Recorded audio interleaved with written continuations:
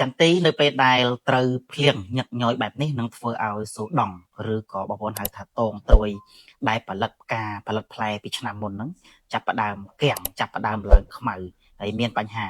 ហើយយើងត្រៀមផលិតត្រួយថ្មីនៅក្នុងឆ្នាំនេះគឺពិបាកក្នុងការផលិតមែនទែនដោយសារតែ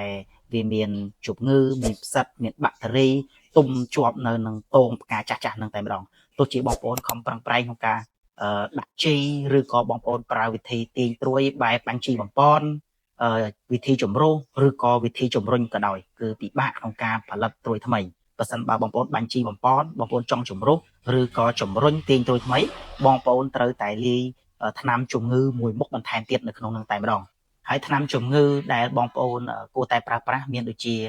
អាសូស៊ីត្រូប៊ីន ហិកសាកូណូសូល ម៉ង់កាសេប មេតាឡាក់ស៊ីល ប្រូពីណេប ថេបូកូណាសូល ត្រីហ្វ្លូស៊ីត្រូប៊ីនជាដើមនេះគឺថ្នាំជំងឺមួយចំនួនដែលបងប្អូនមានក្នុងដៃហើយឬក៏បងប្អូនទៅទិញតាមដេប៉ូបងប្អូនគួរជ្រើសរើសធាតុសកម្មទាំងអស់ហ្នឹងហើយមានផ្សេងៗទៀតបងប្អូនយកទៅប្រើលាយជាមួយនឹងជីថ្នាំដែលបងប្អូនកំពុងតែ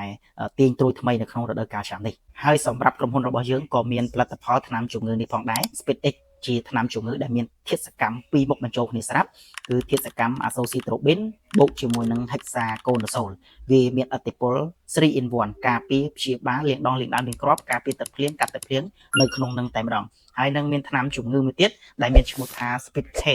Speed K ជាថ្នាំជំងឺមួយដែរដែលមាន2ធាតុសកម្មគឺធាតុសកម្មថេបូកូណូសូល 50% បូកជាមួយនឹង Trifloxystrobin 25% ទៀតអញ្ចឹងវាជួយទាំងការពារទាំងព្យាបាលទាំងកម្ចាត់ស្ពបាក់តេរីរួមទាំងកាត់ទឹកភ្លៀងបាន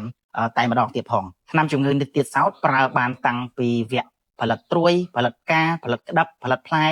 បើសិនបើបងប្អូនកសិករសង្កេតឃើញថាចន្ទីរបស់បងប្អូនកំពុងស្ថិតនៅក្នុងកំឡុងមានភ្លៀងធ្លាក់ចុះត្រជាក់ខ្លាំងក្តៅខ្លាំងពេកចន្ទី stress មិនចង់ផលិតត្រួយផលិតផ្កាផលិតផ្លែសន្សើមស្អិតសន្សើមប្រៃភ្លៀងអាស៊ីតឆេះផ្កាគៀងផ្កាខ្មៅគ្រាប់ហៀជ័រតាមសម្បកហៀជ័រតាមគ្រាប់តាមផ្លែជាដើម